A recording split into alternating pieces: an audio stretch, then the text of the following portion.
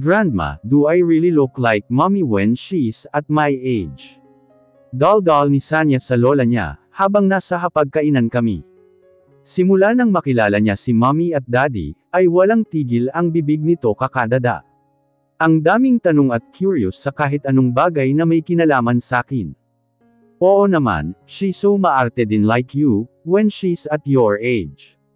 Do you know that she used my lipstick going to school? Napayuko ako sa sinabi ni mommy. Wala akong maalala na ganun, pero maraming nagsasabi na sobrang arte ko daw nun. Napahalakhak naman si dad, habang nakikinig sa pag-uusap nilang dalawa. Haha, she had a boyfriend back then, 5 years ago. I thought she was just joking around, but she kissed that guy in front of me saying goodbye and I love you in his boyfriend. Sinaman ko ito ng tingin, pero tinawanan lang ako nito. Ako na lang ang naging topic nila, hanggang matapos ang pagkain sa umagan. Hiyang-hiya ako sa anak ko, pero tuwang-tuwa naman siya sa naririnig. Bigla akong kinabahan nang sabihin niyang, I wanted to be like her po. Natataranta naman akong nag-explain sa kanya, na wag munang isipin ang mga ganang bagay. Baka gusto niya rin akong gayahin na mag-boyfriend sa edad na 5 taon. How are you, Belle? Napalingon naman ako kay dad nang magsalita siya. Nasa library kaming dalawa, dahil may sasabihin daw siyang importante. Ngumiti naman ako dito bago siya sinagot. I'm fine, Dad. But I feel bad for myself for not showing up in 5 years. I really wanted to see you. Pero takot akong makita ka ang kalagayan mo. Tiniis ko lahat ng nasa malayo ako, kasi natatakot ako. Huminga ako ng malalim, dahil biglang sumikip ang dibdib ko. Gusto kong klaruhin lahat, at ayusin ang sarili ko sa mga panahong nilunok ako ng takot. Noong panahon na akala ko ay mawawala na ako sa mundo, ay sobrang natakot din ako. Natatakot akong hindi na makabalik sa inyo ng mommy at kuya mo. Natakot din akong baka hindi ko nakayanin sa mga natamo dahil sa trahedya. Pero pinilit kong makabalik, pinilit kong balikan kayo, kasi hindi pa ako pwedeng mawala. Hindi pa kita nakikita at ang apo ko. Napasinghot ako nang maramdaman ang mga luha kong nagbabadya. Hindi ko kayang pigilan ang emosyon ko dahil sa narinig. Alam ko naman na mali ako sa part na takot siyang makita. Ayaw ko lang naman siyang makita na naghihirap at nagdurusa. Okay na ang lahat ngayon, kaya wag na muna natin itong pag-usapan. Pumapangit ako pag umiiyak ako eh. Kaya ikaw ay alam mo na, natawa pa ito ng bahagya, at pinahid ang namumuong luha sa mga mata niya. Nagawa niya pang magbiro, para lang mapagan ang usapan naming dalawa. Ano nga po pala ang dahilan kung bakit niyo ako pinapunta dito?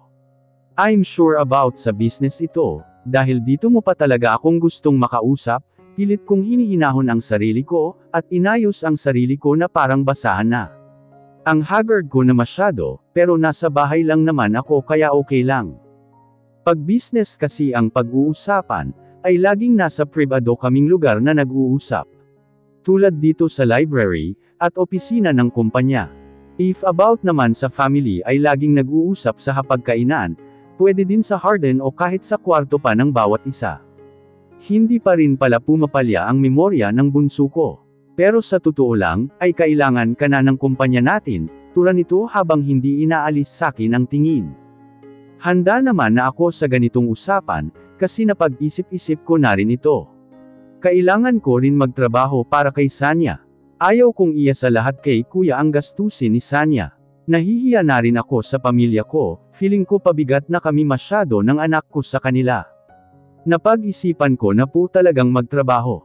Gusto kong mabigyan ng magandang buhay si Sanya, na gamit ang perang pinaghirapan ko. Gusto ko sana na ako na bahala sa lahat ng gastusin ni Sanya at sakin, kaya sana dad ay hayaan mo na ako ang gumastos lahat kay Sanya. Walang pag-aalinlangan kung saad dito, inuunahan ko lang siya, dahil alam kong gagawin niya ang mga bagay na iyon na walang pahintulot ko. Kahit nasa Canada kami ay nagawa niya paring bayaran ang gastusin ni Sanya sa school. Wala rin akong nagawa noon dahil tapos na. Okay, I promise na hindi ko nagagawin ang ganang bagay. Masaya ako at maayos mong napalaki ang apo ko, at nag-matured ka na rin bilang isang magulang, nakangiti pahayag nito, at may kinuhang papel sa isang folder. Totoo naman kasi, once na naging parent ka na, ay wala kang choice kundi ang mag-mature talaga. Naiisip ko nung wala pa akong anak, ay sobrang liwaliw ko, at laging nagsha-shopping. Ngayon ay na-realize kung spoiled talaga ako sa pamilya ko. Lahat ng gusto ko ay nakukuha ko ng walang kahirap-hirap.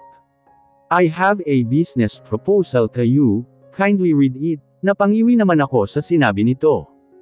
Alam ko na talaga kung saan nagmana si kuya. Ang akala ko ay mag-uusap pa lang kami, pero may kontrata na kaagad. Business contract of Annabel and Alejandro. Napalunok ako ng ilang beses, at kinusat ko pa ang mata ko dahil sa nabasa. Dad, nanginginig kong tawag dito. Nakangiti pa ito na parang may iniisip na kung ano. Hindi ako makapaniwalang masasabi ko ulit ang pangalan na iyon. Alam nila ang totoo kong nararamdaman kay Alejandro, pero bakit naman ganito ang pinaggagawa ni Dad? He's up to something, at alam kong hindi ito magiging madali. It's your chance, sigurado akong mapapansin ka niya. Hindi ako tumatanggap ng hindi, dahil naplano ko na lahat ng ito. Next week ay mag-uumpisa na ang project niyong dalawa. At gusto ko siya maging daddy ni Sanya. Napapikit ako ng mariin dahil nagsisink in sa utak ko lahat ng nangyayari. At alam kong tatagal ang project na ito, dahil hindi lang ito basta-bastang commercial, parang isang maikling serye ito, na abot hanggang 5 episode. Parang mahihimatay ako sa nabasa ko sa kontrata. Paano kung may asawa at mga anak na siya? Paano kung may asawa at mga anak na siya? Wala sa sarili kong asal dito. Hanggang ngayon ay wala parents silang alam tungkol sa ama ni Sanya. Natatakot din akong ipaalam sa kanya na may anak siya, at baka may sarili na siyang pamilya at anak. Hindi ko maatim na makasira ng isang pamilya. Mas mabuting itago ko na lang para hindi masaktan ang anak ko. Baka kasal na siya kay Stacy. Tatanggapin ko ang trabaho para sa anak ko, hindi para sabihin kay Alejandro ang tungkol sa anak ko. Never mind, I'll accept your proposal, Dad. Not for Alejandro but for my daughter. Mariing asal ko dito. Tumango naman si Dad sa akin, saka kumuha ng ballpen at binigay sa akin. Walang pagdadalawang isip ko naman itong pinirmahan. May 2 araw ka pang free bago magsimula. Mag-enjoy muna kayo ni Sanya sa 2 araw na iyon, nakangiting saad ni Dad, at inayos ang mga papeles na pinirmahan ko. Tinago niya ito sa drawer, bago pinagulong ang wheelchair nito. Pumunta naman ako kaagad sa bandang likuran niya, para ako na mismo ang amalalay dito. Thank you so much for everything, Dad. I'll make sure that I will do my best for this very first project in 5 years. Mom, can we buy this cute little bag? Pang-4 na store na namin itong napasukan, pero lahat na lang ay gusto niya. Parang mamumulubi ako sa pagiging gastadera ng anak ko. Isa pa, may bag naman na siya na ganyan, pero medyo magkaiba lang ang kulay. Di ba may ganyang bag ka naman? Kumain na lang tayo sa favorite mong McDo, pang-uuto ko dito, dahil baka magwala ito dito pag hindi ko pinagbigyan. Ngumuso naman ito sa akin, at muling tiningnan ang bag na nagustuhan niya. But they are not the same. Look at this is light blue. While my bag at home is sky blue, and a little bit darker than this, pagpupumilit nito at pinag-aaralan ang kaibahan nung sa bahay niyang bag. Napakamot naman ako sa ulo ko. Magkano ba yan? Tanong ko dito, pero ako rin naman ang tumingin sa tag na nakakabit dito. Nakakakaba kasi nasa branded section itong pinuntahan niya. Meron naman akong black card dito na bigay ni Daddy, pero ayaw kong gamitin. Kaya nga magwo-work na ako para hindi umasa sa kanila, pero mapapasubo naman ako ng dahil kay Sanya. Nagulantang pa ako sa nakitang price ng bag na ito. Ang liit-liit nung bag tapos ganito kamahal. Ma'am, do you want to take this?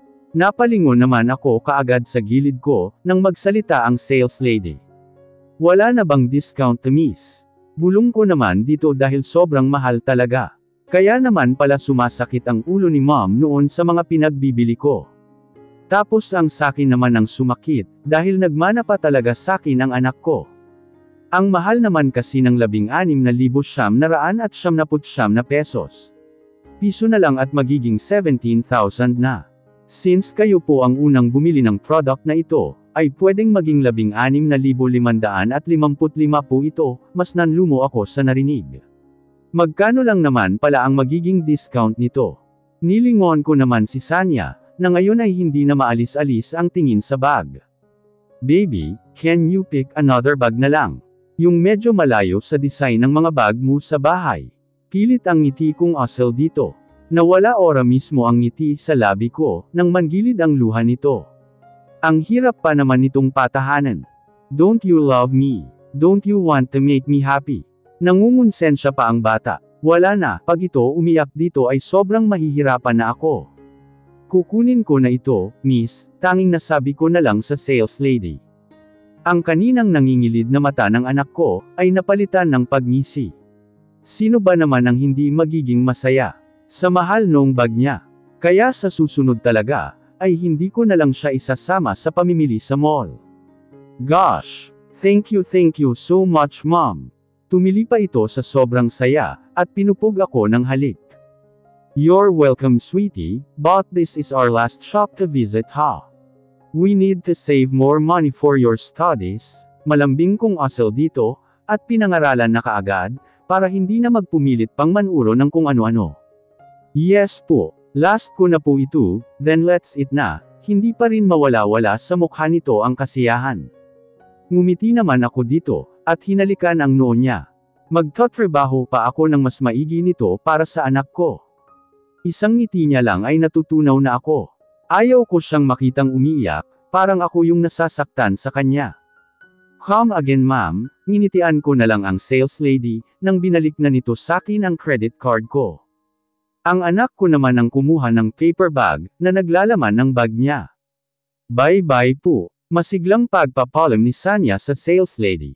Where are we eating mom? Nakangiting tanong nito sa akin, hinawakan ko naman ang kamay niya, baka mawala ito sa dami ng tao. In your favorite fast food, McDo lang muna tayo ngayon, sagot ko naman dito, at naglakad na tungo sa fast food. I want chicken po and burger, hindi pa man ito nakakaupo ay may order na siya. Tinanguan ko naman ito, at pinaupo ng maayos sa stool. Wait me here, I'll just order our foods. Pagpapaalam ko naman dito, at mabilis niyang tinanguan. Tiningnan ko muna siya bago tuluyang umalis. Nang nasa linya na ako, ay pasimple ko itong tiningnan. May kinuha ito sa bag na cellphone, saka nagpipindot dito. Can I take your order ma'am? Bungad ng crew sakin, kaya nginitian ko muna ito bago sagutin. 2 orders of chicken and rice, 2 burgers and 2 floats, saad ko dito. Inasikaso naman kaagad ang order ko, at binigay sakin ang number, para mailagay nila sa table namin. Bumalik naman ako sa pwesto ni Sanya na dala ang number. Wait lang natin sandali yung foods, pagpapaliwanag ko kaagad kay Sanya. Hindi ako nito sinasagot, at patuloy pa rin ito sa pagpipindot ng cellphone. I said, naputol ang sasabihin ko nang may babaeng kumalabit sa akin. Taka ko naman itong nilingon. Pero halos mahulog ako sa kinauupuan ko nang makilala ito. Nahulog mo yung wallet mo miss, nakangiting asal nito, at binigay ang wallet ko. Nanginginig ko naman itong kinuha sa kamay niya. I'm Stacy by the way, dugtong nito kaya mas lalo akong nanggatog. Magsasalita na sana ako, nang may tumawag sa kanya. Hey, babe our son wants to have some rice. Hindi ko alam kung magpapasalamat ba ako, na hindi si Alejandro ang kasama ni Stacy. Don't tell me hindi sila nagkatuluyan. Thank you again sa pagbalik ng wallet ko, pagpapasalamat ko dito, at minuso pa ang pitaka ko sa kanya. Hindi ko alam kung ano ang iaakto ko sa totoo lang. No worries, we need to go. Alam mo naman, mommy duties. Masayang asal nito, nagpaalam muna ito, bago tuluyang tumalikod. Pero nasaan na yung which side niya? Ang alam ko lang kasi noon, ay marami siyang kaaway dahil sa ugali niya. Nag-research pa talaga ako noon, para may malamang mga info about sa pagkatao niya. Kahit ayaw ko ay nagawa ko pa rin, dahil sa na-curious ako. Totoo talaga yung sinasabi nila, na kahit anong pilit nating hindi gawin, ay magagawa pa rin dahil may sariling tayong utak. Mom, are you okay? Napakislat pa ako, dahil sa gulat ng magsalita si Sanya. Tiningan ko naman siya, at baka sa mukha nito ang pag-aalala. I'm okay, May naalala lang si mommy, tugon ko dito at nginitian siya. Pagkatapos naman nun, ay saka dumating ang order naming pagkain. Pinagmasdan ko lang siyang maganang kumain.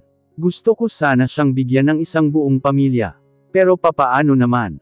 Nagulat ako nang tumigil ito sa pagkain, at mukhang may nakitang nakakuha ng interes niya. Sinundan ko naman ang tinitingnan niya.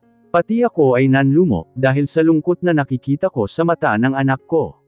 Bakas ang inggit, at pilit ng ngiti ang binigay niya sa akin, nang makitang nakatingin ako sa kanya. I wish I have a daddy too.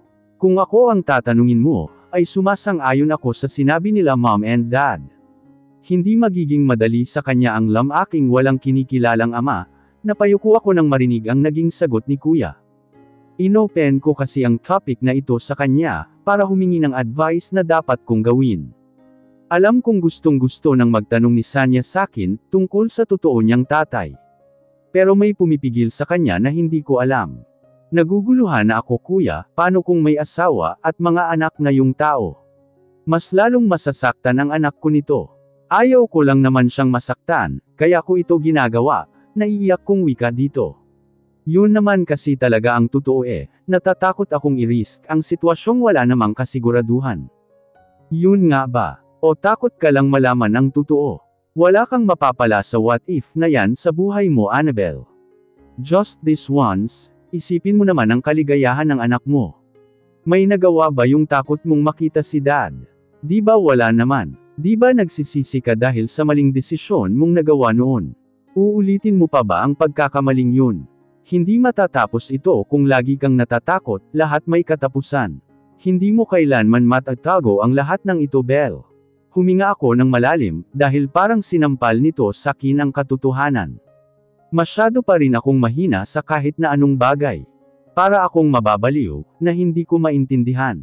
Gusto ko lang naman ay yung mapabuti ang kalagayan ni Sanya. Pero sobra na nga ba ako? Nasasakal ko na ba ang anak ko, dahil sa mga kagustuhan ko? Pag-iisipan ko ito kuya, yun na lang ang tangi kong nasabi, bago siya talikuran. Nagtungo naman ako kaagad sa kwarto ko, para puntahan si Sanya. Ang alam ko ay nagdo-drawing ito ngayon. Nagpabili siya kay dad ng mga gamit, para makapag-drawing daw siya. Dahan-dahan ko namang binuksan ang pintuan. Doon ko lang siya nakitang seryoso sa ginagawa niya. Senaryo ko ang pintuan na walang ingay na lilikha. This is me, my mommy, then lastly my daddy. Parang natuod ako sa kinatatayuan ko, dahil sa narinig mula sa anak ko. Tama nga ang nasa isipan ko, na gusto niyang makilala ang ama niya. Sanya, tawag pansin ko dito. Mabilis naman siyang humarap sakin, at palihim na tinago ang papel na sinusulatan niya kanina. Come here, let's talk muna. Iginaya ko ito papunta sa kama namin. Naupo naman kaagad ito, kaya tumabi na ako sa kanya. Marahan kong sinukli ang buhok niya sa pamamagitan ng kamay ko. Do you really want to meet your daddy? Wala sa sariling tanong ko dito. Nakita kong nagulat ito sa naging tanong ko, pero hindi ito umimik. Can you give mommy 1 to 2 months? After that ipapakilala na kita sa kanya. Kailangan ko muna ng time, para sabihin sa daddy mo yung totoo. Sorry kung hindi ko nasabi sa kanya ang tungkol sa iyo, nginitian ko ito ng tipid nang makitang nakatingin na ito sakin. Napangiti ako nang tumayo ito at niyakap ako. Alam kong tuwang-tuwa na siya, pero pilit niya paring tinatago. I understand mommy. I know it's not that easy for you to do this. But still you're doing for me if daddy won't accept me. Then we have to accept that it's just the two of us. Kahit nakangiti ay baka sa mata nito ang sakit dahil sa sinabi niya. Umiling ako dito dahil hindi ko gusto ang mga sinasabi niya. Parang hindi na siya bata, dahil sa mga sinasabi at mga naiisip niya. I hate the fact that nakuha niya ang lahat sa akin. Ang kahinaan ko at pagiging negative sa paligid. He will accept you, don't you ever dare to talk like that. Alam kong mahal ka niya kahit hindi niya pa alam. Always remember that daddies always love their childs no matter what. I'm sorry for everything, but I promise na babawi si mommy sa'yo. Umiiyak na ako, habang inaalaw siya. Pareho kaming umiiyak sa bisig ng bawat isa. Mas lalo kong hinigpitan ang yakap sa kanya, at marahang pinahid ang mga luha nitong patuloy pa rin sa pagdaloy. Gagawin ko ang lahat para sa anak ko. Kapalit man ng kaligayahan ko. Lulunukin ko ang pride ko para sa anak ko. I love you so much, mommy. Hindi po ako aasa dahil baka masaktan lang tayong pareho sa huli. Basta always remember po, na kahit anong mangyari ay ikaw yung pipiliin ko.